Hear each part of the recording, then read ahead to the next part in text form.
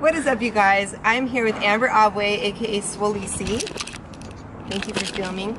And we are going to do a video today of how to squat. And we're going to go through all the mechanisms and explain it on a voiceover because the gym we're going to film in is pretty loud. So we're going to head in there and we're going to teach you how to squat the right way. Let's go.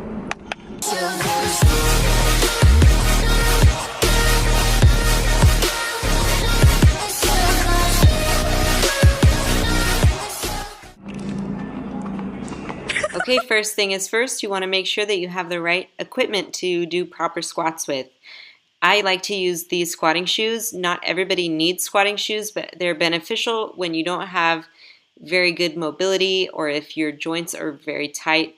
I personally have tight calves and tight ankles, which means that I can't keep my heel on the ground when I'm squatting. So by bringing the squatting shoe in, it actually gives you a little lift under your heel, which will compensate for that lack of mobility. I'm going to show you the difference between this flat shoe that I'm holding now and the squatting shoe by doing a couple air squats for you guys. And you can see in the air squats, see here I'm comparing the two shoes. In the air squats, you're going to see the foot with the flat shoe, the heel is coming off the ground. That's just because I have poor mobility. So I need the squatting shoe to do a proper squat. Here on the squatting shoe, you can see the heel is firmly on the ground. It's not lifted. Whereas on the other side, with the flat shoe, my heel is nowhere near on the ground. So that is something that you need to do some self-assessment and see if you need squatting shoes. You can see the difference there. My heel is just flying up. So that's the first step, making sure you have mobility or a good squatting shoe. Next thing we're going to talk about is the setup. So you're either going to do a high bar squat or a low bar squat. And that just means where the bar is positioned on your back. I like to do the low bar squat. As you can see here, that's resting right on my rear delts. Now there's benefits and disadvantages to both of those kind of squats that I'm going to go over. But just to show you the difference, here again is the low bar squat. The bar is on my rear delts, and here is the high bar squat, which Amber is modeling. The bar sits right on top of your traps. So that's the difference. I'm going to go over them now.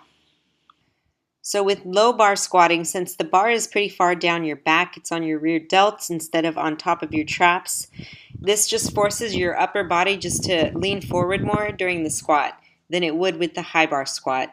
Anatomically, that's just how it goes. Now, since you have this position, it actually puts a greater emphasis on your glutes and your hamstrings than it does on your quads. So it's a posterior chain dominant exercise. With high bar squatting, like Amber's showing you now, the squats actually put a greater emphasis on your quads. Since the weight is directly on top of your traps and your shoulders, you're actually pushing more with your quads than you would with your glutes. So that's basically the difference. Oh yeah, and your torso is more upright. Next topic to cover is knees. Now this is an example of how not to have your knees when you squat. Oh Lord, that's bad. You want to try to imagine that you're spreading the floor open with your feet and your knees are driving outward the whole entire time, fighting that resistance for them to cave. Next topic is your torso. When you go down for a squat, do not do this. See how my torso folded forward before I even went down? Fold down. That is all bad. Don't do that. You want to have...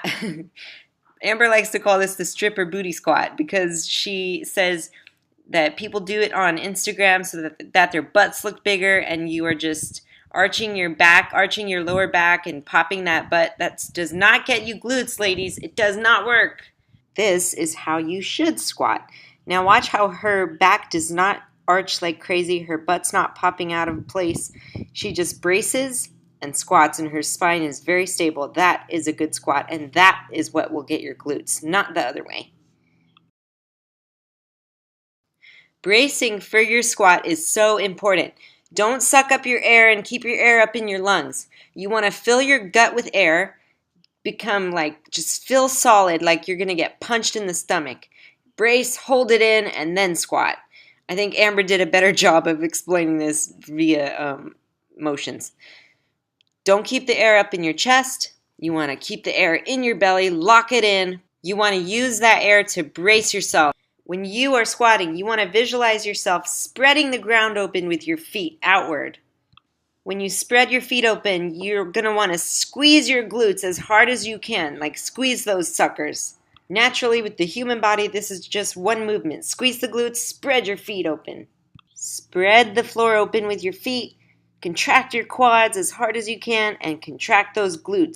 And that is the only thing that you should be thinking about when you're down in your squat. When you're down at the bottom of your squat, contract the glutes as hard as you can and just power up. Next topic of discussion is your elbows. You don't want your elbows pointed back to the wall behind you. You want them pointed down like this, so it locks the bar in place. That's not how you should have them. That is how you should have them. Not pointed back, pointed down.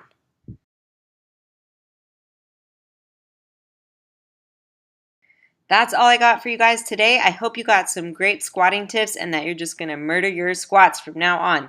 Please make sure that you're still subscribed so that you don't miss out on a video, and I will see you next Monday, Wednesday, and Friday here on my channel.